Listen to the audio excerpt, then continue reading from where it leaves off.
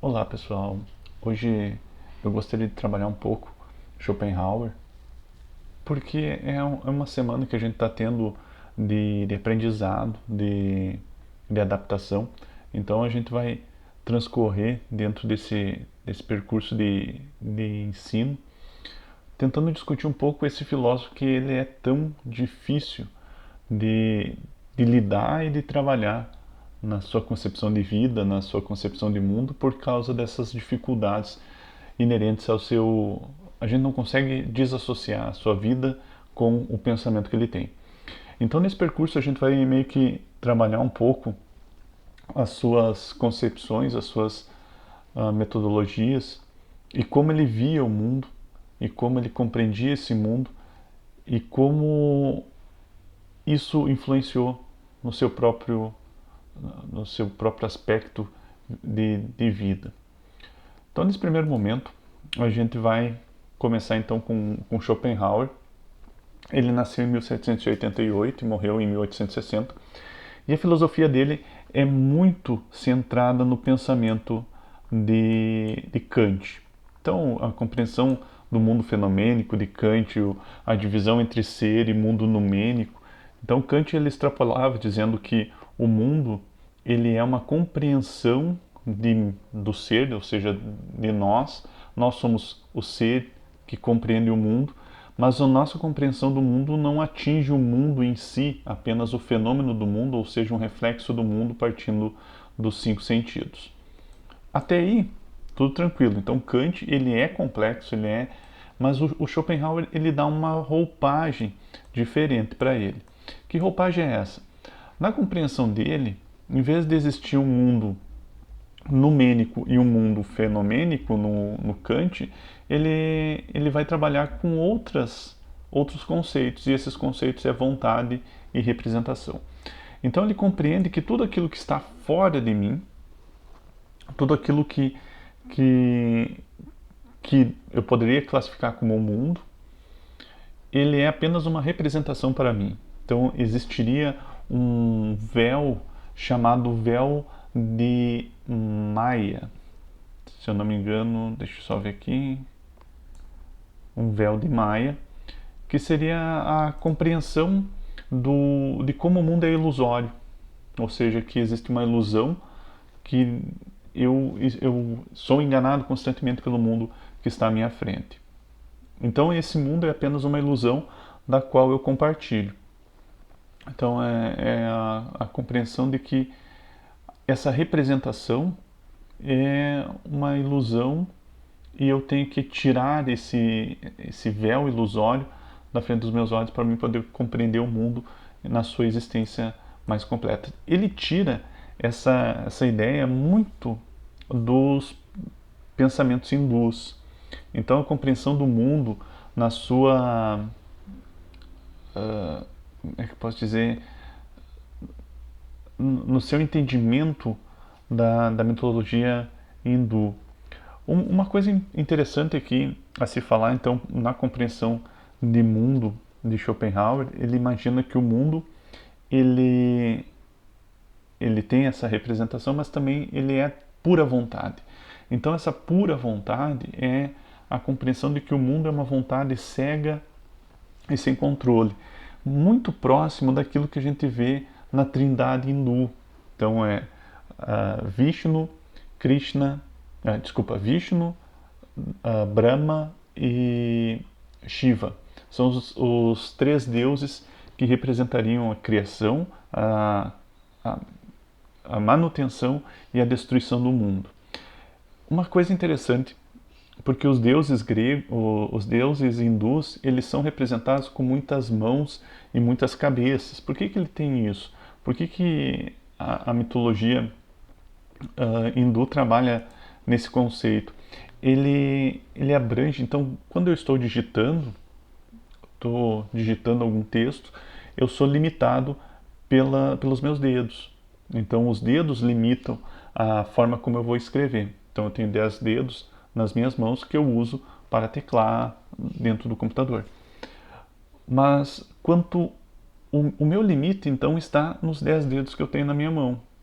Se eu tiver mais mãos, logo eu sou mais ilimitado. Eu tenho mais possibilidades. Então, quanto mais braços, mais mãos eu tenho, mais ilimitado eu sou. Essa é a compreensão também de que o Deus hindu ele representaria um ser cada vez mais ilimitado.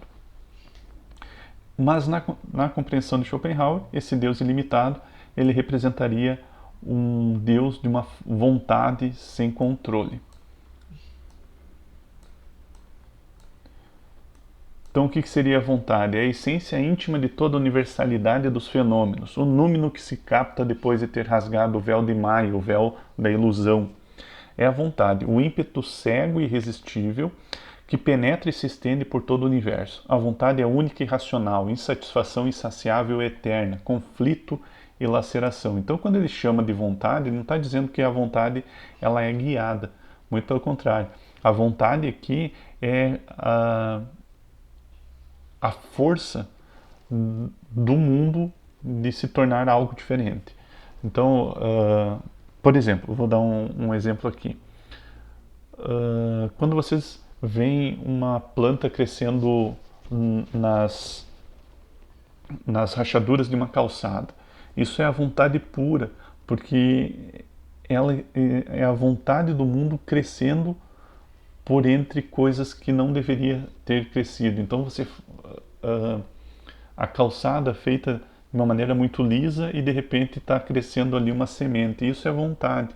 É essa força primordial que o Schopenhauer vai dizer que é uma vontade. Já a representação, então, é tudo que existe para o conhecimento, isto é, o mundo inteiro. É fenômeno, ilusão que vela a realidade das coisas em sua essência primigênia, na sua primeira essência e autêntica. É representação que tem duas metades essenciais necessárias e inseparáveis. Que duas metades são essas? O sujeito, aquele que compreende o mundo, então é nós enquanto fonte de entendimento do mundo, e o objeto, que é o mundo que eu estou querendo entender. Para isso, ele define que nós temos alguns conceitos chaves. É tempo e espaço, que é muito próximo do que Kant expõe. E as 12 categorias kantianas, ele transforma tudo num conceito chamado causalidade, que é dividido em quatro. Objetos naturais, ou seja, eu consigo entender o meu mundo partindo por essas quatro categorias. Objetos naturais, então, é tudo aquilo que está à minha volta. Eu sinto o calor de um determinado momento, eu sinto o frio de uma parede e assim por diante. Os juízos e silogismo é quando defino que essa parede é fria por causa dos meus sentidos. Os entes aritméticos e geométricos é a compreensão do mundo partindo dos números. Então, se eu imaginar assim a metragem de um determinado quarto, de uma determinada sala, isso é representado pelos números, o número de degraus que eu subo, ou o número de metros que eu percorro num determinado momento. Então tudo isso tem a ver com os números. E as ações e seus motivos daí entra principalmente no campo da ética, de como você escolhe o que me faz bem e o que me faz mal. Mas na compreensão de Schopenhauer, o mundo ele vai ser dor e história, ou seja, a história humana é acaso cego. Então o mundo é sofrimento, é dor constante. Na compreensão do mundo, descobrimos que só podemos atingir o fenômeno, e ele é guiado então pela nossa interpretação. O mundo é meu mundo, mas o mundo em si, a coisa em si, é a manifestação da vontade como força sem direcionamento. Segundo Schopenhauer, nós devemos rasgar o véu de Maya para visualizar a vontade como força do cosmos. E essa força, ela vai ser a força do sofrimento. A vida humana é necessidade e dor, e se necessidade é satisfeita, então se tem saciedade e tédio. Então, na compreensão do Schopenhauer, ele vai ver o mundo como puro sofrimento, pura dor, e é nesse sentido, então, que ele compreende a vida que nós estamos seguindo. O que a gente diz hoje como uma filosofia pessimista. Mas por que ela é pessimista? Por que ela tem esse sentimento de pessimismo? Não é que ele está escolhendo a negatividade. Não tem esse sentido. A vida pessimista é que ele percebe que o mundo é puro sofrimento.